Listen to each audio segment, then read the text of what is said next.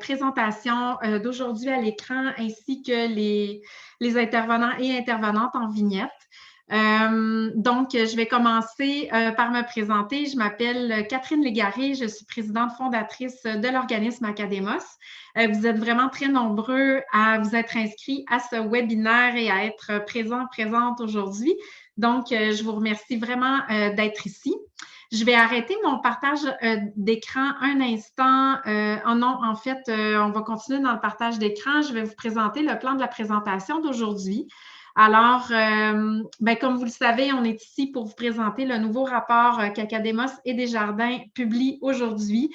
Vous avez peut-être déjà vu même passer des résultats dans les médias là, ce week-end et ce matin. Le rapport porte sur l'impact de la pandémie sur le choix de carrière des étudiants québécois et canadiens. En ce qui concerne le déroulement du webinaire, comme vous le voyez à l'écran en ce moment, nous allons débuter par un mot d'introduction de notre parrain Academos, M. Guy Cormier. Ensuite, je vais vous présenter les principaux faits saillants du rapport. Ce midi, je vais présenter des données principales pour ne pas vous assommer, parce qu'il y en a beaucoup dans le rapport. Et ça va vous donner vraiment, ça va encapsuler là, ce qui ressort de ce rapport-là. Vous pourrez évidemment voir l'ensemble de toutes les données du Québec et par région. J'ai vu qu'il y avait beaucoup de gens dans le chat qui provenaient de toutes les régions du Québec. À la fin du rapport, il y a des fiches par région avec des résultats régionaux, fait que c'est vraiment intéressant. Et on va vous l'envoyer cet après-midi, le rapport. Ensuite de ça, on a 3 panélistes que je vais vous présenter dans un instant qui vont prendre la parole, chacun à leur tour, pour discuter de quelques éléments qui sont ressortis pour eux dans le rapport. Ils parleront aussi de comment on peut mieux accompagner nos jeunes dans le choix de carrière en ce moment, autant comme intervenants, comme société, que comme parents. Donc, il y a beaucoup de parents de branchés, là, ça va vous intéresser. Et à la fin de l'événement, il va y avoir une période de questions d'environ 10 minutes. Alors, je vous invite à écrire vos questions dans l'onglet qui s'appelle Q&A là, dans la fenêtre Zoom. C'est ma collègue Catherine Montembeault qui me les relayera. Et si on n'a pas le temps de répondre à toutes les questions, on va préparer une foire aux questions qui vous sera envoyée également avec le rapport. Donc, je vais vous présenter tout de suite nos panélistes. Alors, les personnes qui interviendront là, après les faits saillants sont les suivantes. Alors, on est très heureux de les avoir avec nous aujourd'hui. Je commence par Ariane Cyr, qui est vice-présidente du Réseau québécois pour la réussite éducative et directrice générale des partenaires pour la réussite éducative en Chaudière-Appalaches. Alors, vous pouvez la repérer à l'écran avec son beau background des journées de la persévérance scolaire. On a Louis Cournoyer également, qui est conseiller d'orientation, professeur-chercheur en counseling et développement de carrière et directeur de la maîtrise en counseling de carrière à l'Université du Québec à Montréal. Et enfin, Josée Landry, qui est conseillère d'orientation et présidente de l'Ordre des conseillers et conseillères d'orientation du Québec, communément appelée OCOC. Je tiens aussi à remercier 2 autres experts qui ont collaboré au rapport. Donc, quand vous lirez le rapport, vous allez voir qu'il y a leurs interventions également dans le rapport. Alors, il y avait Corinne Payne, qui est directrice générale de la Fédération des comités de parents du Québec, et Luc Paquet, qui est directeur de l'école secondaire Mont-Sainte-Anne et représentant de l'Association québécoise du personnel des directions d'école du Québec. Alors, je passe maintenant à notre parrain, M. Cormier, qu'on a la chance d'avoir avec nous aujourd'hui. M. Cormier est président et chef de la direction du Mouvement Desjardins. Alors, je vais vous céder la parole tout de suite en enlevant le partage d'écran, comme ça, nos spectateurs pourront vous voir mieux. Voilà. Allez-y, M. Cormier. Merci, Catherine. Écoutez, bonjour tout le monde. Très heureux d'être avec vous aujourd'hui, mais surtout très heureux de vous voir en si grand nombre. Les conclusions qui vous sont présentées aujourd'hui sur l'impact de la pandémie sur le choix de carrière de nos jeunes ce sont des conclusions qui sont préoccupantes.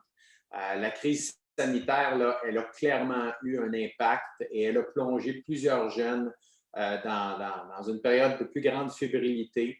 D'ailleurs, la pandémie a même emmené plusieurs de nos jeunes à revoir même leur choix de carrière pour le futur. Puis, ces choix de carrière-là, c'est souvent très déterminant dans une vie. Hein? C'est un moment d'importance pour les jeunes, mais c'est aussi un moment d'importance pour nous en tant que parents. On veut pas nécessairement indûment les influencer, mais en même temps, on connaît leurs forces, on connaît leurs faiblesses, puis on veut juste qu'ils s'accomplissent. Hein. J'ai personnellement 4 jeunes enfants qui sont aujourd'hui dans la vingtaine. Je suis passé par toute la gamme des émotions. Certes, un qui aimait moins l'école à la fin, qui aujourd'hui est un entrepreneur qui a lancé son entreprise. Un autre qui a son titre de comptable, mais qui, même avec son titre, après avoir démarré, a encore plein d'idées, plein d'ambitions, puis se pose plein de questions. La troisième, Audrey-Anne, elle est à l'université, finit sa maîtrise. Donc, depuis un an, je vis la pandémie avec elle parce qu'elle m'en parle régulièrement, les défis qu'elle a relevés, les examens à distance, l'école, pas l'école en présentiel. C'est un nouveau mot que j'ai appris, présentiel en passant. Et finalement, la dernière, imaginez-vous, qui a commencé un nouvel emploi il y a 3 semaines, totalement à distance. Elle n'a jamais rencontré ses collègues de travail. Elle fait ça du sous-sol à la maison.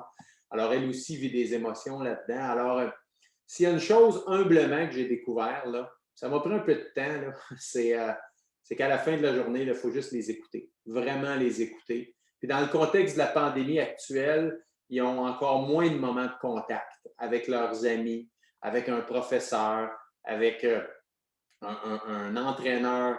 Et là, le rôle du parent prend encore plus d'importance pour écouter parce que c'est une année de sacrifice qui est quand même importante pour nos jeunes. Mais moi, je suis un optimiste de nature.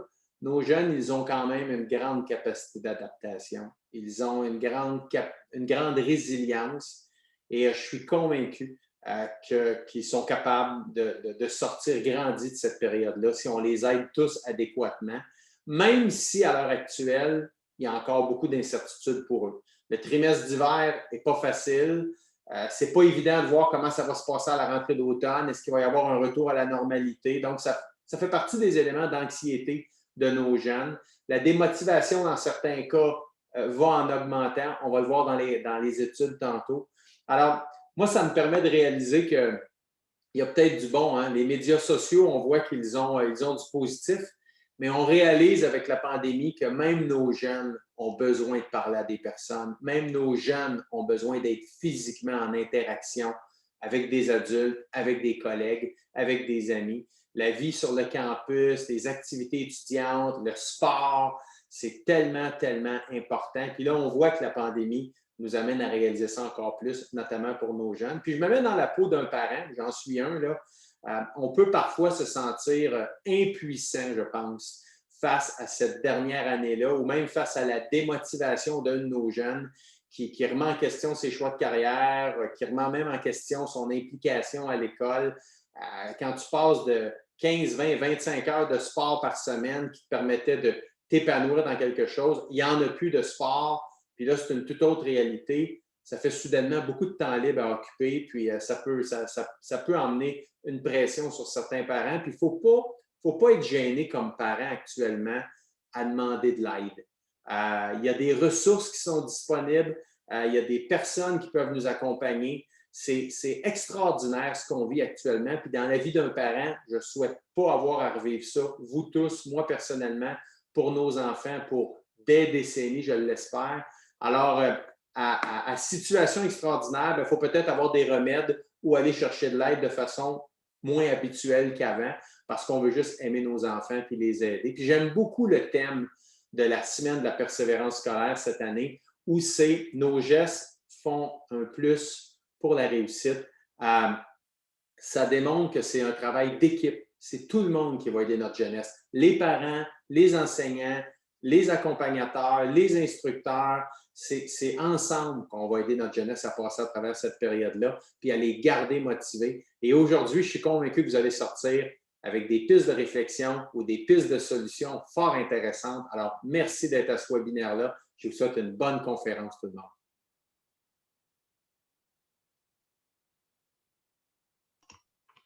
Merci. Je m'excuse, j'avais de la difficulté à enlever mon mute.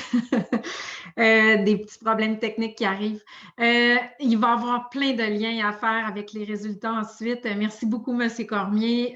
Puis d'ailleurs, on a des messages spéciaux pour les parents à la fin. Là, on va vous en donner des trucs pour vous impliquer davantage auprès de vos enfants.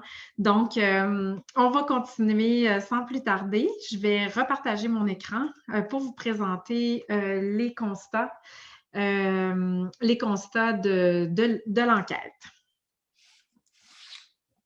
Alors, je vais commencer par dire un petit mot sur Academos. Il y a peut-être des gens qui ne nous connaissent pas, dont c'est le premier contact avec nous aujourd'hui.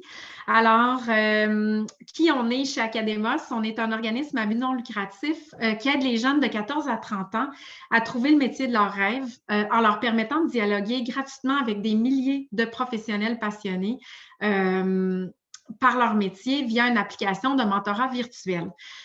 Chaque année, on accompagne plus de 20 000 jeunes dans la préparation de leur avenir professionnel et ce, depuis 22 ans maintenant. On a 3 000 de ces mentors-là qui sont présents sur l'application Academos. L'application, elle est gratuite également. Donc, premier truc pour les parents, parler d'Academos à vos enfants, leur faire télécharger l'app et vous pouvez même faire une activité de recherche de mentors avec eux autres pour voir s'il y a quelqu'un qui fait le métier qui les intéresse. Il y en a plusieurs qui sont branchés, qui l'ont mis dans le chat tout à l'heure. Là, on a de nos mentors qui sont présents également aujourd'hui. On intervient dans toutes les régions du Québec. Là, ça, c'est vraiment important également de le dire. Je vais passer maintenant au constat, à la présentation de l'étude. Donc, pandémie ou pas, Monsieur Cormier l'a un peu dit tout à l'heure, on sait que le choix de carrière est une source de stress importante pour les jeunes. C'est facile de comprendre ça, on est tous passés par là dans notre vie, nous-mêmes. Cette année, on s'est donc demandé comment les jeunes vivent-ils cette importante prise de décision dans le contexte d'une pandémie mondiale. Qu'est-ce que la pandémie a changé dans leur façon de voir le monde du travail? Qu'est-ce que la pandémie a changé dans leur démarche d'orientation? Pour le savoir, on a interrogé 4 200 étudiants francophones et anglophones, âgés de 14 à 30 ans et provenant de toutes les provinces du Canada. Donc, il y a 2 200 jeunes au Québec qui ont été sondés directement par Academos et on a 2 000 jeunes du Québec et du reste du Canada qui ont été sondés par la firme Somme en collaboration avec Desjardins. Aujourd'hui, on va se concentrer sur les résultats québécois, mais vous pourrez consulter toutes les données du rapport dans le rapport complet. Donc, je vais y aller avec les faits saillants tout de suite et ensuite, nos panélistes pourront réagir là, à l'ensemble de ces faits saillants-là. Je vous le dis tout de suite, c'est la période où il va y avoir bien des chiffres, mais je vais essayer de rendre ça facile à suivre pour vous. Alors, le premier constat qu'on a fait, c'est que la motivation scolaire des étudiants, ben, elle est relativement faible en ce moment. Je pense que les parents qui sont branchés ne seront pas surpris de voir ce constat-là. Donc, quand on a sondé les étudiants, les répondants québécois, ils devaient indiquer sur une échelle de 1 à 10 là, quel était leur niveau de motivation en ce moment. Donc, en ce moment, l'ensemble des données, là, ça donnait une motivation de 5,8 sur 10 en moyenne. C'était légèrement plus bas que la moyenne canadienne qui était à 6,1 sur 10. Il y a 39 de nos répondants québécois qui sont très peu ou plus ou moins motivés à l'heure actuelle. C'est les élèves du secondaire qui seraient les plus démotivés d'après le sondage. Donc, ils ont une moyenne de 5,4 sur 10, sur leur évaluation de leur motivation. Ce qui est intéressant aussi, c'est que nous, on a fait des sondages dans les derniers mois et avant la pandémie, la motivation des jeunes, elle était davantage autour de 7 sur 10 chez nos participants, chez Academos. Donc, on peut voir qu'il y a eu une baisse là, de la motivation depuis le début de la pandémie. Les causes nommées par les répondants, parce qu'on avait des questions ouvertes, là, vous allez voir dans le rapport, c'est tellement riche de voir les commentaires des jeunes. Donc, les répondants ont mentionné des effets négatifs de l'école à la maison. Ils ont nommé toutes sortes de choses en lien avec l'école à la maison, donc difficulté à se concentrer, distraction, cours ennuyants, cours plus ardus, manque d'interaction sociale, surcharge de travail, épuisement, annulation d'activités parascolaires et sportives. Il y en a qui disent qu'ils ont de la misère à s'organiser. Donc, ça amène, et ils ont mentionné aussi la difficulté à se projeter dans l'avenir en raison du contexte qui est anxiogène en ce moment. Donc, ça, c'était pour le constat 1, la motivation. Le constat 2, et j'ai hâte d'entendre nos panélistes experts en orientation professionnelle là, sur ce constat-là. C'est une bonne nouvelle, c'est que les jeunes ont davantage réfléchi à leur orientation professionnelle, scolaire et professionnelle pendant la pandémie. Alors, il y a 52% des répondants québécois qui ont dit avoir davantage réfléchi à leur orientation scolaire et professionnelle depuis le début de la crise. Chez les jeunes qui ont été en contact avec Académos, c'est même 68% qui ont dit avoir réfléchi davantage à leur avenir. À quoi est-ce qu'ils attribuent cette réflexion-là? C'est au contexte favorable à l'introspection. Vous allez voir dans le rapport, il y a vraiment plein de commentaires là-dessus. J'ai enfin eu du temps, je ne suis plus pris entre mes études, mon travail, mes amis, j'ai pu réfléchir. Donc, il y a eu un contexte qui a été favorable à ça. Plus de discussions avec la famille également. Il y a beaucoup d'étudiants qui ont expliqué que les bouleversements créés par la pandémie aussi dans certains secteurs professionnels les ont poussés à se remettre en question face à leur choix de carrière. On va le voir plus loin là, dans un autre constat. Et il y a aussi eu la baisse de motivation scolaire qui a parfois entraîné des baisses de résultats scolaires et contraint certains jeunes à revoir leur choix de carrière. Donc ça ressort aussi dans les commentaires. Par exemple, un jeune, je me souviens d'un jeune qui a dit « Je voulais rentrer dans tel programme, je n'ai finalement plus les notes pour aller dedans, alors je dois me re-questionner. » Le troisième constat, c'est que près de la moitié des jeunes sont plus anxieux face à leur choix de carrière et sont inquiets face à leur avenir professionnel. Donc, n'hésitez pas les parents, si vous avez des questions en ce moment ou si vous constatez ça dans vos foyers, de nous le dire dans le Q&A, là, oui, c'est ce qu'on vit, c'est ce qu'on voit, ou au contraire, si ce n'est pas ce que vous vivez, dites-le nous aussi. Alors, 42% des jeunes se disent plus anxieux face à leur choix de carrière depuis le début de la pandémie. 44% se disent inquiets face à leur avenir professionnel et c'est en raison de la pandémie. Beaucoup de répondants ont expliqué que leurs résultats scolaires ont baissé. Ils sont inquiets de ne pouvoir accéder au programme d'études qu'ils désiraient. Plusieurs craignent également de ne pas avoir les compétences nécessaires lors de leur entrée dans le marché du travail en raison de la formation qu'ils ont reçue pendant la pandémie. Ils la jugent incomplète. Ils craignent de ne pas être à la hauteur ou de ne pas se trouver d'emploi. D'ailleurs, c'est la dernière statistique qu'il y a dans la diapo, il y a 40% de nos répondants qui craignent que leur diplôme ait moins de valeur aux yeux des employeurs. Donc ça, c'était surtout nos cégepiens et étudiants universitaires là, qui avaient cette préoccupation-là. Alors, on voit qu'il y a des effets multiples là, quand même de la pandémie. Constat numéro 4.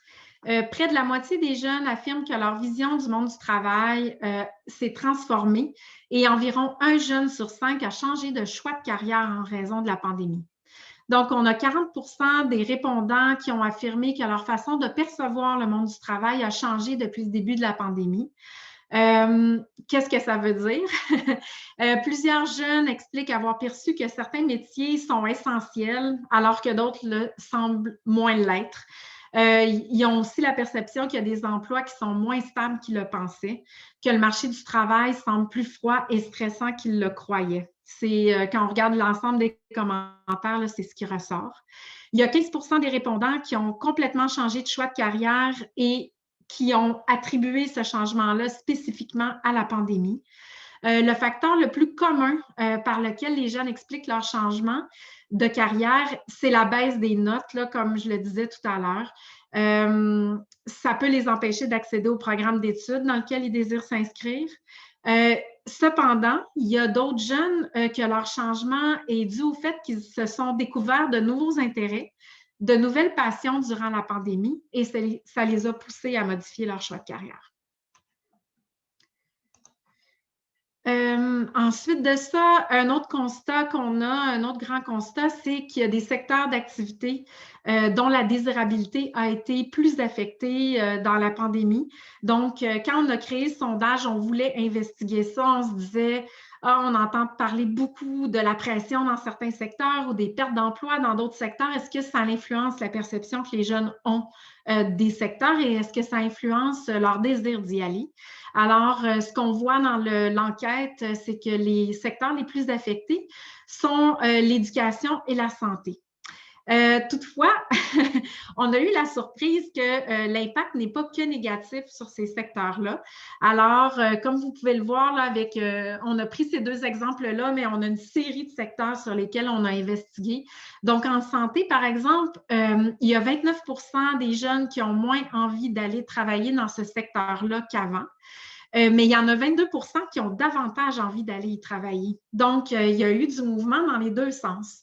Chez ceux qui ont moins envie d'aller y travailler, vous vous en doutez bien, les raisons données, c'est les conditions de travail difficiles, l'épuisement des travailleurs dont on entend parler, la pression, la surcharge de travail, le stress, le peu de vacances, les heures supplémentaires obligatoires, etc. Chez les personnes qui ont dit avoir un intérêt accru maintenant pour le secteur de la santé, ce qui a été nommé beaucoup, c'est l'utilité de ces travailleurs-là pour la société. C'est des jeunes qui ont dit qu'ils avaient envie de donner, d'aider à leur tour et qui envisagent maintenant aller dans le domaine de la santé. C'est un peu semblable pour le secteur de l'éducation. Donc, on a 23 des répondants qui ont dit avoir moins envie d'aller travailler dans ce secteur-là. Qui ne sera plus jamais pareil. Il y avait même des commentaires de jeunes qui avaient l'air de penser que l'éducation se fera à distance pour toujours et que la pandémie durerait. Donc, on voit qu'il y a quand même un effet d'être en période de pandémie au moment du sondage. Mais il y a néanmoins 27 des répondants qui ont dit avoir davantage envie d'aller travailler dans ce secteur-là, notamment parce qu'ils ont constaté l'importance des enseignants dans la vie des jeunes, particulièrement en période difficile. Donc, c'est aller chercher des valeurs, c'est aller chercher des intérêts chez les jeunes pour aller travailler dans ce domaine-là. Ensuite, les parents, donc on vous parle particulièrement les parents avec ce constat-là. Une des grandes questions qu'on avait, c'était à savoir quel est l'impact chez les jeunes d'avoir vu peut-être leurs parents perdre leur emploi ou au contraire de les voir travailler à la maison. Moi, j'avais vraiment une curiosité là-dessus à savoir c'est à peu près la seule génération qui aura vu ses parents travailler à la maison, là, peu importe le secteur d'activité. Alors, on voulait savoir ce que les jeunes en pensaient. Donc, ce qui en est ressorti, c'est que voir les parents travailler de la maison ou perdre leur emploi a provoqué des sentiments qui sont variés chez les jeunes. Donc, encore une fois, c'est pas aller tout d'un bord ou tout de l'autre. Ça a changé le rapport au travail. Dans certains cas, ça a changé le sens aussi qu'ils donnent au travail. Donc, pour 62 des répondants, ils ont vu au moins un de leurs parents travailler à la maison pendant la pandémie. De ce nombre-là, 51 se sont sentis encouragés et rassurés face au monde du travail, ou ça a fait en sorte qu'ils étaient plus certains de leur choix de carrière de voir leurs parents travailler à la maison. Toutefois, il y a près de la moitié, là, 46 qui se sont plutôt sentis découragés, inquiets face au monde du travail, ou moins certains de leur propre choix de carrière après avoir vu leurs parents travailler. On a une autre partie des répondants qui est plus petite, 13 qui ont plutôt vu leurs parents perdre leur emploi pendant la pandémie. De ce nombre-là, il y en a 21 qui disent que cette perte d'emploi-là a eu une influence sur leur choix de carrière ou sur leur perception du monde du travail. La plupart des jeunes ont affirmé que la perte d'emploi de leurs parents avait influencé leur choix de carrière en disant qu'ils sont désormais davantage envie d'avoir un emploi stable et sécuritaire dans le futur pour éviter de se retrouver au chômage dans une telle situation. Certains se sentent également plus anxieux face au monde du travail là, après avoir vu leurs parents perdre leur emploi. Du côté de ceux qui ont vu leurs parents travailler, Il y a toutes sortes de commentaires. Je vous invite vraiment à aller les lire dans le rapport des enfants qui admirent leurs parents pour leur persévérance, pour leur ténacité malgré la situation difficile. Je pense qu'il y a beaucoup d'enfants qui ont découvert c'était quoi le monde du travail, la job de leurs parents, qui ont vu ce à quoi les parents font face dans leur quotidien. Donc, c'est vraiment instructif pour les enfants de voir ça là, en ce moment. Prochain constat, encore pour les parents, ça, c'est quelque chose qui nous a vraiment réjouis. C'est que les jeunes font confiance à leurs parents pour les aider dans leur choix de carrière. Ils sont avides d'informations et de soutien en orientation. Donc, M. Cormier en a parlé tout à l'heure, hein, écoutez vos enfants, parlez-leur, profitez de l'occasion. Bien, c'est justement ce qu'ils veulent, les jeunes. Alors, tout d'abord, 42% des répondants ont dit avoir davantage discuté d'orientation scolaire et professionnelle avec leurs parents pendant la pandémie. Chez les jeunes secondaires, c'est 56% des répondants qui ont davantage parlé avec leurs parents de ce sujet-là. De ce nombre-là, il y en a la moitié qui disent que les discussions les ont aidés à voir plus clair dans leur choix de carrière. Donc, ça a de la valeur, les discussions que vous avez avec vos enfants. 75%, c'est beaucoup, des répondants québécois disent faire confiance à leurs parents lorsqu'ils donnent des conseils au sujet du monde du travail ou de leur orientation scolaire et professionnelle. 71% disent aimer que leurs parents discutent avec eux d'orientation scolaire et professionnelle.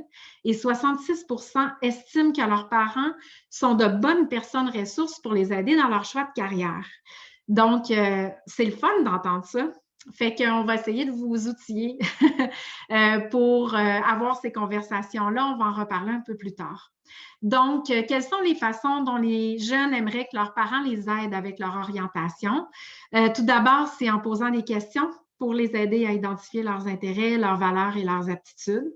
Ensuite de ça, c'est en parlant de votre propre parcours professionnel ou de choix de carrière. C'est en donnant de l'information sur les professions, sur les programmes d'études. Ils aimeraient ça que vous les aidiez également à se trouver des stages exploratoires, à se trouver un professionnel qui pratique le métier, qui les intéresse pour en discuter, ou de les référer à des conseillers d'orientation ou des ressources spécialisées en orientation. Donc, c'est le genre d'aide qu'ils aimeraient avoir de votre part. Maintenant, j'ai fini avec les chiffres et les constats. Je vais arrêter mon écran, puis on va passer à nos panélistes dès maintenant. Un instant. Alors, je vais commencer tout de suite avec Ariane Cyr, qui est vice-présidente du Réseau québécois pour la réussite éducative, je vous le rappelle, et qui va nous partager quelques points qui l'ont interpellée là, dans la multitude de données qu'on a sorties avec ce rapport-là. C'est à vous, Ariane. Merci beaucoup, Catherine. D'abord, salutations aussi à nos autres invités, M. Cournoyer, Mme Landry, M. Cormier, bonjour. De mon côté, en lisant l'excellent rapport, soit dit en passant, puis moi, j'aime ça, les données, Catherine. Là, je t'écoutais et j'en mangeais. Pas pour rien que c'est moi qui est ici. Les éléments qui me venaient à l'esprit, dont je voulais parler avec vous, en fait, reviennent tous au premier thème, qui est le thème de la motivation. Et il y a plusieurs choses à noter peut-être dans le rapport, peut-être quelques propositions aussi collectives, parce que tant qu'à voir des choses peut-être qui nous préoccupent, aussi bien se donner quelques pistes de solutions.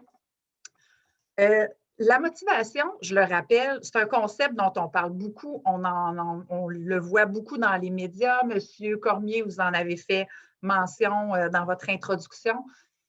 La motivation, en fait, c'est 3 besoins de base qui sont comblés. C'est le sentiment d'appartenance, le sentiment de compétence, puis le sentiment d'autonomie. Donc, ces 3 choses-là, pendant la dernière année, au niveau scolaire, on a beaucoup travaillé le sentiment de compétence puis le sentiment d'autonomie des jeunes. Je pense que c'est normal et très légitime. La maison est devenue l'école. Les outils de travail ont complètement changé. La maison est devenue aussi le milieu de travail des parents. Donc, en quelque part, que nos jeunes soient capables d'utiliser leurs outils puis qu'ils sentent qu'ils ont la compétence de le faire, on était à la bonne place. Par contre, là où on a moins travaillé cette année, c'est au niveau du sentiment d'appartenance. Sentiment d'appartenance pour mon projet scolaire, pour mon école. Ça passe par quoi, le sentiment d'appartenance? Bien, beaucoup par la socialisation chez beaucoup de jeunes. Par le fait de dire, bien, moi, je vais à l'école parce que c'est là que je vois mes amis. Moi, je vais à l'école parce que je fais partie de l'équipe de soccer ou que tous les mardis, on fait une partie de Donjon Dragon. Hein, les intérêts sont multiples. Bien, ça, nos jeunes, ils ne l'ont plus ou presque plus. Puis ça, c'est quelque chose que collectivement, on pourrait améliorer dans les prochaines semaines. Et en améliorant le nombre ou la disponibilité des espaces de socialisation pour nos jeunes, bien sûr, en respectant les règles sanitaires, hein, c'est toujours la première priorité, bien, on va jouer sur leur sentiment d'appartenance, puis en jouant sur leur sentiment d'appartenance, on va venir jouer sur leur motivation. C'est sûr qu'on est probablement obligé de passer par le virtuel. C'est peut-être pas les meilleures solutions. Peut-être que ce n'est même pas des solutions qu'on va vouloir garder après la pandémie, mais ce n'est pas grave. C'est important. Puis en ce moment, c'est ça les cartes qu'on a entre les mains. Donc, la première chose que je vous propose, si on veut avoir un effet positif sur la motivation, c'est de ne pas oublier le sentiment d'appartenance, incluant la socialisation, qu'on a un peu laissé de côté dans la dernière année. Ensuite de ça, vous faisiez mention, Catherine, que les jeunes ont dit, bien, moi, mes parents, là, je lève la main, je suis intéressée à ce qu'ils m'aident, je suis disponible. Puis, mais ça, c'est formidable, en fait, parce que ça joue sur le sentiment d'appartenance du jeune pour son projet scolaire et professionnel, de voir que son parent est impliqué. Je fais un pont ou un parallèle avec une autre étude qu'on a fait en Chaudière-Appalaches auprès de 10 000 parents. On leur a posé la question, est-ce que les aspirations scolaires et professionnelles de vos jeunes, c'est quelque chose qui est important pour vous? Ils ont répondu oui. Est-ce que c'est votre rôle? Est-ce que vous avez un rôle à jouer là-dedans? Ils ont dit oui. Est-ce que c'est un rôle qui est important pour vous? Ils ont répondu très majoritairement, c'est presque unanime, oui. Par contre, on leur a dit, est-ce que vous auriez besoin d'aide pour jouer ce rôle-là? Et là, à 63 des parents d'élèves du secondaire, ils ont dit, oui, j'aurais besoin d'aide un peu ou beaucoup pour jouer ce rôle-là. Donc, si on veut avoir un effet sur la motivation des jeunes, on peut continuer à aider les parents. Salut les parents qui sont à l'écoute en passant. On peut continuer à aider les parents, les soutenir un petit peu plus pour qu'ils se sentent meilleurs à jouer ce rôle-là eux-mêmes. Donc, ça, c'est un autre élément de solution intéressant. Je t'écoutais, Catherine, puis tu parlais aussi de la perception que les jeunes ont de la valeur de leur diplôme. Mais ça, là, si je reviens à mon sentiment de compétence, de sentiment d'appartenance, puis mon sentiment d'autonomie, si j'ai l'impression que mon diplôme, quand je vais arriver sur le marché du travail, je vais me faire dire que c'est un diplôme à rabais, puis que je suis un employé au rabais, c'est sûr que ça joue un rôle sur la motivation des jeunes. Rappelons-nous, avant la pandémie, là, il était question de pénurie ou de rareté de main-d'œuvre un peu partout au Québec puis dans plusieurs secteurs d'activité. Moi, là, je ne crois pas qu'on veuille se passer de ces jeunes-là, de ces talents-là. Non seulement je ne crois pas qu'on veuille, mais ces jeunes-là, ils ont vécu une expérience que aucune autre génération de jeunes va avoir vécu. Toute leur résilience, toute la capacité d'adaptation, puis même les réflexions qui vont s'être faites, personne d'autre n'a ça. Moi, je dis on les veut. Non seulement on ne veut pas s'en passer, mais on les veut absolument. Donc, les gens du milieu des affaires, la collectivité, tous les gens de la société civile, il ne faut pas laisser passer ça. Il ne faut pas permettre que nos jeunes aient l'impression qu'ils vont avoir un diplôme à rabais, qu'ils vont être un peu le sixième doigt d'une main dans une équipe de travail, c'est faux. Donc, ça, c'est trois pistes directement tirées du rapport que je trouvais intéressantes. Puis, je terminerai peut-être avec des recommandations qu'on a eues hier de Steve Masson, qui est un comparse, M. Cournoyer, qui est à l'UQAM aussi avec vous. Puis on parlait de la motivation hier, mais dans un principe des neurosciences. Qu'est-ce que le cerveau a à nous dire sur la motivation? Super intéressant. Une des premières choses que je retiens, puis que j'envoie vers vous, les parents, c'est qu'un des moteurs de la motivation, c'est la réussite. Donc, réussir, ça motive. Alors, si on veut que les jeunes soient motivés, on leur fait vivre des réussites et ces réussites-là vont améliorer leur motivation ou vont jouer sur leur motivation. Steve est pas mal meilleur que moi pour l'expliquer. Vous irez écouter son webinaire, il est extraordinaire. L'autre chose aussi. Peut-être une dernière, Ariane, le temps file. Ah, je m'excuse. Ben, non, en fait, je vais m'arrêter là pour laisser le temps à Louis et à Josée. Mais les espaces de socialisation, le soutien aux parents et collectivement, on refuse que nos jeunes pensent que leur diplôme est un diplôme à rabais. Merci. C'est des messages très forts, Ariane. Merci. Puis, s'il y a des personnes qui veulent avoir les autres conseils du neuropsychologue, mettez la question dans le Q&A. On complétera plus tard. Alors, merci, Ariane. Je vais maintenant céder la parole à Louis Cournoyer, qui va aussi réagir au constat. En fait, je viens de voir, Louis, je pense que tu avais l'intention de parler des parents, si je ne me trompe pas. Oui. Dans ton intervention, en fait, je vois qu'il y a 2 questions en lien avec le constat sur le travail à la maison. Puis, je pense que ce serait le fun de les aborder maintenant. En fait, il y avait Jacqueline Londeau qui a posé une question sur les raisons pour lesquelles les jeunes se sont sentis découragés face à leur choix de carrière en voyant les parents travailler à la maison. Ont-elles été cernées? Donc, dans le rapport, les jeunes qui ont mentionné ça dans le rapport, ils ont beaucoup fait référence au fait que leurs parents pouvaient être très stressés, très fatigués. Je me souviens même d'avoir lu un commentaire qui disait « Ma mère est épuisée après sa journée de travail, alors ça me décourage. » Donc, c'est pour Mme Londeau. Et l'autre question de Denis Hamel, qui était « Croyez-vous que le fait que les parents aient ou non apprécié leur expérience de télétravail a pu influencer la perception qu'ont leurs enfants du marché du travail? » Fait que je pense qu'il y avait un lien avec ton intervention. Je trouvais ça intéressant de prendre les questions tout de suite. OK. Bon, ben on va aller dans ce sens-là. Je pense que quand on est jeune puis qu'on s'oriente, on cherche à trouver sa place dans un monde qu'on connaît plus ou moins encore, c'est-à-dire le marché du travail. Quand on travaille puis qu'on est rendu plus vieux, on comprend que même un emploi qu'on peut aimer, qu'on peut apprécier, n'est pas pour autant sans moment d'aspects qu'on aime moins ou qui peuvent nous déranger, qu'on peut négocier par moment. Là où je veux aller avec ça, c'est oui, comme parents, on a un effet, surtout dans le contexte de pandémie, c'est un résultat fort, ça, pour moi, dans l'enquête, qui est l'effet de modelage. C'est-à-dire, comme tu l'as dit, Catherine, c'est la première fois que ces jeunes-là ont pu voir leurs parents live, travailler live. Donc, pas seulement parler de ce qu'ils aiment dans leur travail, mais de voir dans l'action, l'expérience positive, constructive, mais des fois un peu achalée, dérangée, etc., qui est la réalité de tout travailleur, de vous, de moi, de toutes les personnes qui sont sur le panel ici. Je crois que ce qui est important à ce niveau-là, si on va en mode qu'est-ce qu'on peut faire, qu'est-ce qu'on peut envisager de faire, c'est l'importance justement de cet effet-là de modelage. Donc, prendre le temps, donc si on veut voir l'effet qu'on peut avoir chez ses enfants, d'aller au-devant, d'aller les voir, de dire tu me vois travailler, comment tu trouves ça? Ou si encore l'enfant émet des réactions et de toujours penser à avoir un langage qui n'est pas uniquement positif ou négatif, mais constructif. C'est-à-dire, oui, ça, j'aime ça, voici pourquoi. Ces choses-là, ça m'achète plus parce que moi, je suis plus quelqu'un qui ça, donc je dois négocier ça. Il y a un côté, je pense, quand même, quand je dis plutôt que positif, négatif, il ne s'agit pas de devenir un peu cheerleader, là, encourager juste le positif, alors que dans la réalité, c'est pas vrai que la vie au travail est uniquement une balade dans les prés de lavande.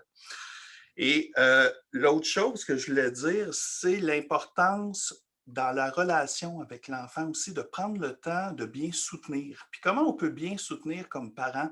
Souvent, comme parent, là, notre préoccupation, c'est que notre enfant, on veut j'appelle ça de l'injonction parentale, c'est mon enfant, fais ce que tu veux dans la vie, sois heureux, mais si tu pouvais faire quelque chose qui est sécurisant, stable, qui pourrait me rassurer comme parent, ça m'aiderait.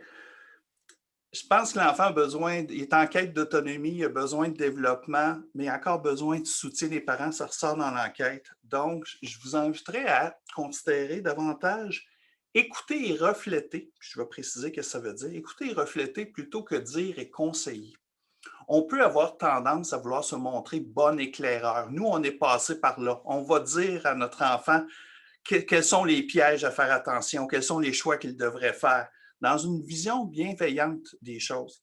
Alors que qu'est-ce qui peut être constructif, je reviens avec ce mot-là auprès des jeunes, c'est le côté de les écouter. Les écouter dans ce qu'ils disent, mais aussi les écouter dans ce qu'ils font et de refléter. Refléter, là, ça veut juste dire on observe l'autre, puis on reflète ce qu'on voit, ce qu'on observe. Hey, ça semble t'intéresser pas mal, les relations humaines.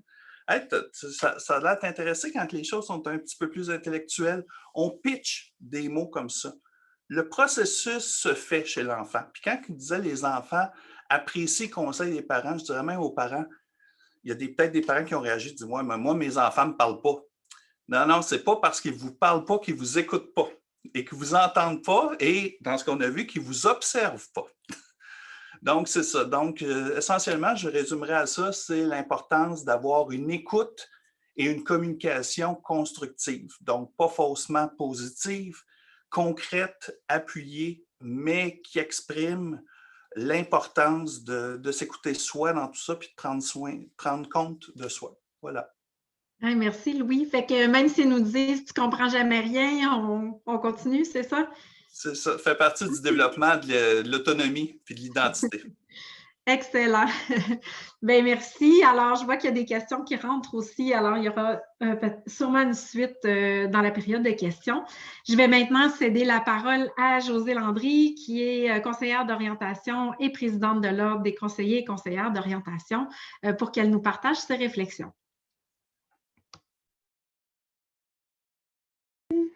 Voilà, mon son n'était pas activé. Alors, bonjour tout le monde. Merci Academos pour l'invitation. Et je m'inscris tout à fait dans ce que mes collègues panélistes ont dit. Je vais essayer de ne pas répéter les choses, mais notre réaction du côté de l'Ordre des conseillers et conseillères d'orientation au sondage, c'est que ça vient confirmer des choses qu'on a vues nous-mêmes. On a sondé nos conseillers d'orientation. On a eu 800 répondants au mois de novembre qui nous ont informé que environ pour 50% des répondants, ils ont vu une augmentation de demande de leur service d'orientation et il y a environ 70% des répondants qui nous disent que la complexité des problématiques qui ont été présentées en consultation a augmenté également. Alors, dans le sondage, on voit que la motivation a diminué beaucoup. Je pense que, bon, mes prédécesseurs en ont parlé, là, Ariane, entre autres, tout ce qui est à distance, la baisse des résultats. Et une des choses, moi, qui m'a marquée dans les raisons du choix de carrière, justement, c'est la baisse des résultats et que les décisions de changement de carrière, de choix de carrière, se sont faites à partir des conditions actuelles du marché. Alors que, donc, pour moi, ça démontre aussi la difficulté de se projeter dans l'avenir. Et on sait très bien que ces jeunes, quand ils vont sortir des études, le marché va être différent de ce qu'il est aujourd'hui. Donc, les jeunes qui ont dit, ben moi, je ne veux pas aller en enseignement parce que l'enseignement à distance, ça ne semble pas très intéressant, mais l'enseignement ne sera pas toujours à distance plusieurs années quand ils vont sortir de l'université. Comment aider les jeunes? Bien évidemment, on est parents, même si nos jeunes sont au cégep ou à l'université. Hein, on ne parle pas seulement des étudiants, des élèves du secondaire. Je veux juste vous dire que à l'Ordre des conseillers d'orientation, on a un site Internet qui s'appelle Espace Parents, qui est là depuis environ 8-10 ans et qui vous donne plein de trucs. Donc, je ne vais pas évidemment vous dire tout ce qu'il y a sur le site Internet, mais je vais vous dire que l'indécision, ça fait partie du processus. Et une des choses importantes à dire à nos jeunes, c'est de valider le stress. C'est stressant faire un choix de carrière et on pense qu'en temps de pandémie, ça l'est encore plus parce que les médias nous donnent de l'information et la peur de se tromper est peut-être encore plus présente qu'elle l'est habituellement là, quand on n'est pas en temps de pandémie, qui est un temps assez extraordinaire en ce moment, extraordinaire dans le sens de jamais vu. Et la peur de se tromper amène une croyance hein, que c'est important de choisir quelque chose qu'on va aimer pour la vie. Alors que la conjoncture économique change tout le temps. Et je vous dirais aussi les intérêts, la personnalité, les besoins, ce sont des aspects qu'on appelle des facteurs internes, mais qui peuvent évoluer au fil des années, des expériences, des personnes qu'on rencontre. Donc, une des clés, je pense, pour aider nos jeunes, c'est de les amener à apprendre à s'adapter. M. Cormier le dit là, d'entrée de jeu, la résilience, la capacité d'adaptation. Donc, comme parents et comme adultes significatifs pour nos jeunes, ben, on peut les aider à s'adapter à différentes situations. Puis ça va être une des clés là, pour évoluer dans le marché du travail. Maintenant, quand consulter un conseiller d'orientation, il y a plusieurs outils qui existent sur Internet, plusieurs outils numériques, beaucoup d'informations scolaires. Vous savez, il y a vraiment beaucoup d'offres de formation et beaucoup de métiers.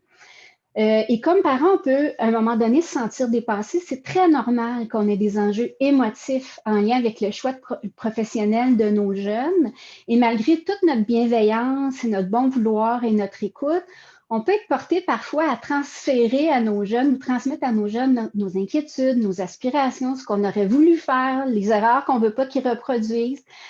Et si on a des jeunes, par exemple, qui ont des troubles d'apprentissage, qui vivent une indécision chronique, pour qui l'anxiété est très présente, par exemple, il y a beaucoup d'informations et pour certains jeunes, ça va augmenter la confusion et augmenter d'autant l'anxiété. C'est pas un constat d'échec d'aller consulter un conseiller d'orientation ou tout autre professionnel, mais dans le choix de carrière, c'est pas un constat d'échec parce qu'on peut être arrivé au bout de ce qu'on peut faire soi-même. Un professionnel en orientation va aider à prendre du recul et à nuancer toute l'information qu'on reçoit des médias, mais de notre entourage bienveillant aussi, puis de faire le tri peut-être entre tout ça. Évaluer aussi le jeune pour voir son fonctionnement psychologique, voir aussi quels sont ses intérêts, ses besoins, sa personnalité, faire le lien entre ça et je dirais, avec ses facteurs internes, là, entre les facteurs internes et les facteurs externes. Donc, on ne peut pas seulement se baser sur le salaire. Est-ce que ce sont des emplois d'avenir? Est-ce que ce sont des informations importantes? Par contre, l'information qui est en lien avec ce qu'on est comme personne sera plus durable et c'est en lien beaucoup avec la motivation. La motivation est beaucoup plus amenée par des facteurs internes qu'externes. Donc, ce qu'on est comme personne que des critères là, environnants comme ce que j'ai dit tout à l'heure. Donc, ce qu'on trouve important, c'est de vraiment revenir à la base, donc vraiment accompagner nos jeunes, tant comme parents adultes significatifs que comme professionnels de l'orientation, solidifier cette base-là comme personne parce que ça devient l'outil du jeune pour s'adapter et évoluer à travers ses études et dans le marché du travail. Donc, ce qu'on dit, c'est utilisons bien les outils qu'on a déjà et continuons à les accompagner et à leur offrir l'encadrement et le support humain dont ils manquent. Merci, Josée. Wow, c'est super intéressant de vous entendre tous les trois. Je serais curieuse d'avoir la réaction de M. Cormier sur tout ce qui vient de se dire comme parent, puis comme employeur aussi. Je pense qu'Ariane a interpellé les employeurs tout à l'heure. Catherine, écoute, c'est une très bonne entrée en la matière. C'était un peu les deux chapeaux que je portais. Alors, ma réaction, elle est double. Le président du Mouvement Desjardins, il partage totalement ce que Mme Cyr a dit. On ne devrait pas avoir d'anxiété reliée à la valeur du diplôme. Écoutez, là, tout le monde parlait de pénurie de main-d'œuvre avant la pandémie. Il y a aujourd'hui, à l'heure où je vous parle, des secteurs d'activité qui sont encore en pénurie de main-d'œuvre. Alors, je pense que les employeurs, là, de plus en plus, on met tellement d'emphase sur le savoir-être que juste sur le savoir-faire, que la valeur d'un diplôme, là, un diplômé, c'est un diplômé, puis il aura tellement passé à travers de l'adversité. Pour nous, au contraire, ça va être une force au niveau du savoir-être. Alors moi, j'évacuerais ça complètement de la réflexion.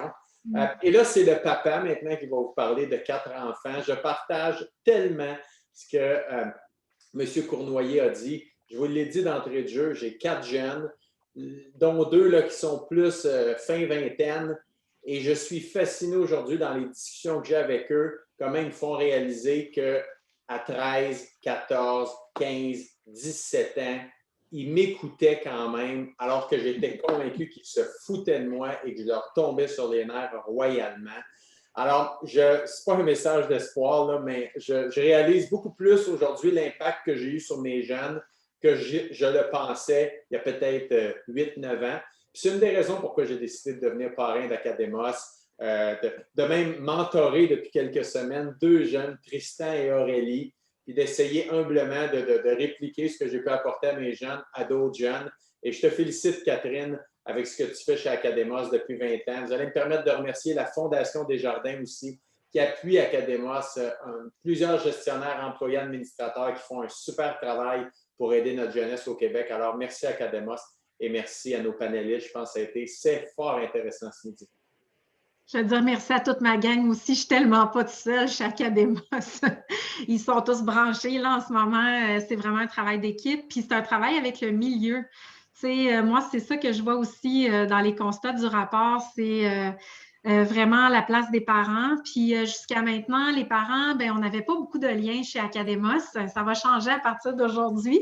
Mais c'est tout le travail qu'on fait avec les milieux scolaires. Je sais qu'il y a beaucoup d'intervenants de Carrefour Jeunesse Emploi aussi qui sont branchés sur le webinaire en ce moment. Et ben, on a des collaborations aussi avec ces organisations-là. Fait que je pense que moi, en ayant lu le rapport, en vous écoutant tous, je me dis ce qu'il faut maintenant comme parents, comme société, comme employeur, peut-être dans le futur, ben, c'est de faire preuve tous de bienveillance, là, ce qu'on fait déjà au quotidien, je pense, avec la pandémie, mais ça va continuer d'en demander de la bienveillance dans les mois à venir. Puis l'intégration, justement, des diplômés qui auront peut-être fini leur diplôme à distance ou quoi que ce soit, ben, j'espère qu'elle se fera aussi avec bienveillance dans les milieux de travail. Puis ça va être garant de succès. Puis je pense que notre résilience à tous va être un atout à moyen et long terme là-dedans. Alors, on pourrait passer à la période de questions. Là, je vois qu'il y en a dans le Q&A. Donc, ma collègue Catherine Montembeault va nous les... qui est d'ailleurs la rédactrice et l'analyseuse, je ne sais pas si on dit ça comme ça, de données de ce rapport-là. Alors, j'en profite pour le dire parce qu'elle a fait un travail incroyable pour produire le rapport. Donc, quand vous allez le lire, vous allez lire Catherine en même temps, là, qui nous relaie les questions en ce moment. Merci Catherine. Oui, on a eu beaucoup de très bonnes questions. J'ai essayé de répondre le plus rapidement possible à celles que je pouvais. Ariane, je te demanderais peut-être premièrement si tu pouvais répéter. Il y a beaucoup de personnes qui ont été intéressées par le webinaire dont tu as parlé. Peut-être juste, je leur ai envoyé le lien, mais on va aussi vous l'envoyer tout le monde par courriel avec le rapport, le lien du webinaire dont Ariane parlait. Mais peut-être juste répéter le nom de la personne dont tu parlais, s'il te plaît. Oui, alors c'est Steve Masson, qui est professeur et chercheur à l'UQAM en neuroéducation, puis qui est directeur du laboratoire de neuroéducation. Catherine, tu vas partager le lien. Là, il y a un webinaire, puis il y a la présentation que M. Masson a partagée hier, puis d'ici quelques jours, il y aura une infographie aussi. Parfait. On a peut-être le temps pour comme 1 ou 2 questions avant, parce qu'on veut quand même vous présenter un nouvel outil qu'on lance chez Academos justement pour aider les parents. Donc, restez à l'écoute. Il y a Jonathan Binet qui dit « Bonjour, j'aimerais beaucoup entendre les panélistes à propos de ces jeunes qui ont été témoins des pertes d'emploi de leurs parents et qui peuvent remettre en question leur propre engagement envers l'école ou le travail. Quoi faire pour les soutenir à titre de parents ou de professionnels dans ce processus de décision? » Il y avait aussi une autre dame aussi qui nous disait dans le même sens, là, que sa fille est à l'Université de Sherbrooke en première année, elle habite seule, dit « Je suis à 8 heures de route d'elle, elle a perdu son emploi à temps partiel. Au-delà de lui parler régulièrement et de l'encourager, est-ce que je peux faire quelque chose de plus? » Je ne sais pas qui aimerait répondre. Josée, peut-être? Il y aurait tellement de choses à dire. Ben écoutez, je pense que la présence, même à distance, elle est importante. Je pense que c'est le fait de rester connecté de façon régulière qui va aider, entre autres la dernière question, là, qui va aider l'étudiante à persévérer. Puis peut-être aussi aider à... Parce que souvent, la difficulté de motivation, c'est relié à ce qu'on voit à court terme, hein, la perte ou ce qu'on a l'impression de ne pas s'en sortir. Donc, aider peut-être le jeune à se projeter dans l'avenir, comme ce que tu fais présentement, c'est pour atteindre quel objectif? De rappeler aux jeunes ou à notre jeune pourquoi il a choisi, pour quelle raison il a choisi ce programme-là, le ramener à ce qui a motivé et l'objectif qu'il veut atteindre. Donc, je pense que ça peut être des pistes aussi, là, qui pourraient, je ne sais pas si Louis a des choses à ajouter. Rapidement, j'irai avec l'écoute. Je vais faire du pouce sur ce que j'ai moi-même dit. Écoutez les peurs, parce que là, on pourrait rapidement tomber en mode solution. Donc, quelles sont les peurs de cet enfant-là, les appréhensions, anticipation, etc. Puis, d'examiner justement, faire ventiler, faire nommer. Quelles seraient les conséquences? C'est quoi le pire qui peut arriver si ça se produit? Et souvent, à partir du moment qu'on nomme le pire, on s'aperçoit qu'on a peut-être un pouvoir là-dessus, que oui, ça pourrait être pire, mais ça pourrait être autrement. Donc, ultimement, c'est quoi le pouvoir? Puis ça, on peut le voir ensemble. C'est quoi le pouvoir que tu as pour travailler à prévenir ça, réduire l'écart d'incertitude, d'appréhension que tu as par rapport à l'avenir, tout en sachant que je ne suis pas en train de pelleter des nuages là, au sens de la réalité est là. Et également, je rajouterais aussi les parents. On parle des jeunes aujourd'hui. Conseillers d'orientation, la moitié de leur clientèle, ou encore plus, c'est des adultes en transition de carrière. Donc, c'est ces parents-là qui éprouvent des expériences difficiles avec eux-mêmes, puis dans leurs autres rôles de vie par conséquent, celui de parents dont on parle aujourd'hui, peuvent également consulter. On a peut-être le temps pour une petite dernière rapidement. Il y a quelqu'un qui dit « Je m'interroge sur l'anxiété vécue par les jeunes finissants de secondaire 5 qui ne peuvent faire un choix éclairé en ne pouvant réellement visiter les cégeps étant donné les mesures sanitaires. » Ça, il y a beaucoup de gens qui ont parlé là, du fait qui demandaient aussi qu'est-ce qui était disponible en virtuel pour aider les jeunes en ce moment. Catherine, ça ferait peut-être un pont avec... Oui, c'est drôle parce que je suis mentor là, sur Academos. D'ailleurs, il y a plein de parents, là, je vous invite à devenir mentor. On en a besoin dans plein de domaines. Il y a une jeune qui m'a contactée récemment. Elle est au cégep. Puis moi, j'étudie en psycho. Elle voulait avoir mon avis sur les différentes universités. Puis là, elle dit, je ne peux pas visiter d'université. Alors, je ne sais pas si nos conseillers d'orientation auraient une suggestion. Josée? Ben, écoutez, c'est vrai que c'est dommage parce qu'on ne peut pas faire de stage d'un jour en personne dans les entreprises, on peut pas, mais les moyens virtuels sont là. Il y a des portes ouvertes dans les établissements scolaires. Donc, on pourrait être porté à ne pas prendre ces moyens-là parce qu'on se dit j'aurais aimé mieux que, mais c'est important de les prendre quand même. Puis, comme parents, on peut encourager et accompagner notre jeune à agir dans ce sens-là.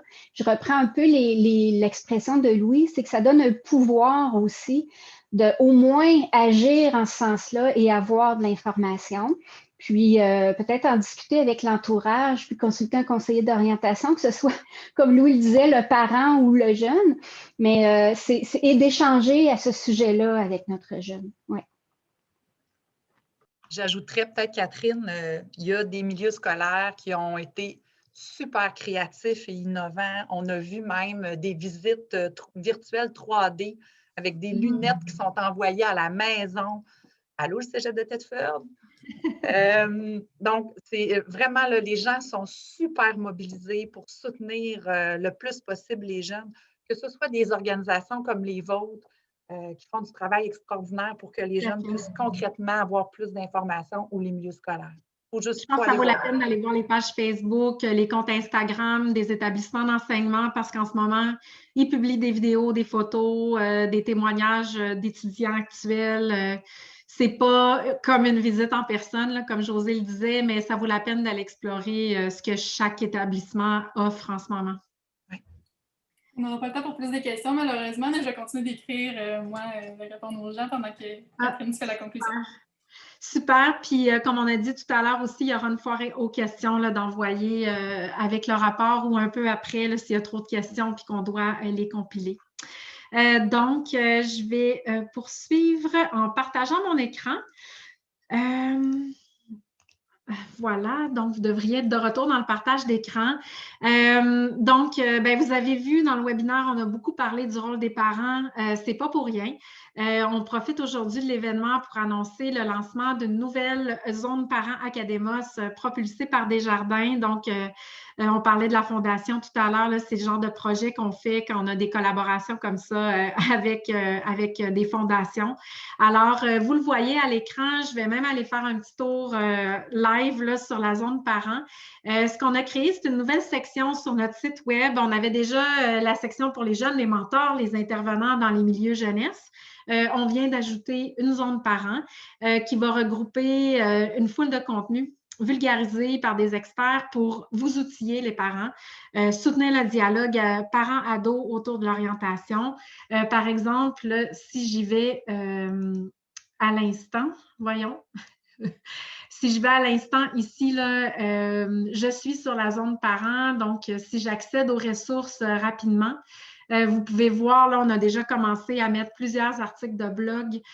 Donc, quoi faire quand on n'est pas d'accord avec le choix de carrière de notre jeune, entre autres, ou comment aider votre enfant à gérer le stress lié à son choix de carrière, comment aider votre enfant à trouver sa voie, ou on a un article sur le passage du secondaire au collégial. Il s'en ajoutera au fil du temps. Donc, Josa a parlé de l'espace parent tout à l'heure de l'ordre. Donc, ça vient compléter là, ce qu'on fait chez Academos avec un dialogue qu'on va entretenir avec vous, les parents. Donc, vous avez l'adresse, je vais retourner à la présentation.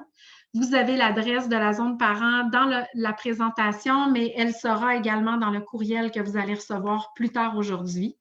J'en profite pour dire que si vous connaissez des gens qui pourraient être intéressés par le webinaire et qui n'étaient pas là ce midi, le webinaire va être en réécoute sur la chaîne YouTube d'Academos. C'est disponible en tout temps.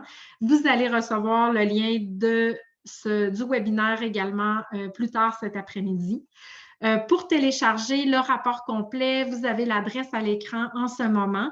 C'est facile, academos.qc.ca/pandémie.